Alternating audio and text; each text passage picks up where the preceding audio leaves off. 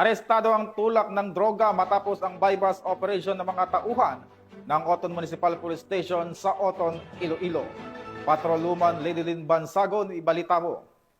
Mas pinating na kampanya kontra illegal na droga, isang truck driver ang naaresto sa matagumpay na anti-illegal drug bypass operation na isinagawa ng Station Drug Enforcement Team ng Oton Municipal Police Station na pinangunahan ni Police Captain Ali V. Estamber, hepe ng Oton MPS, bandang 1:10 ng hapon sa Purok 2 Poblasyon, San Joaquin, Iloilo, nito lamang ika-27 ng Setyembre taong kasalukuyan. Kinilala ang naaresto sa alias na Stephen, 45 taong gulang, walang asawa at residente ng Barangay Poblasyon, President Rojas, Capiz.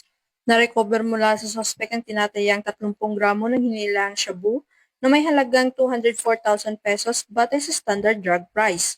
Ayon sa investigasyon, nakalap ang impormasyon mula sa isang concerned citizen ukol sa iligal na aktibidad ng sospek.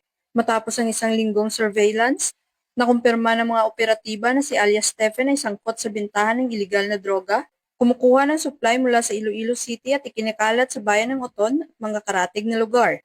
Kasalukuyang nasa kustodiya na ng Oton MPS ang suspect at haharap sa kasong paglabag sa Republic Act 9165 o ang Comprehensive Dangerous Drugs Act of 2002. Ang matagumpay na operasyon ay patunay na walang humpay na pagsisikap ng mga kapulisan ng Iloilo upang sugpuin ang iligal na droga at tiyakin ang kaligtasan ng komunidad ng mga Ilonggo.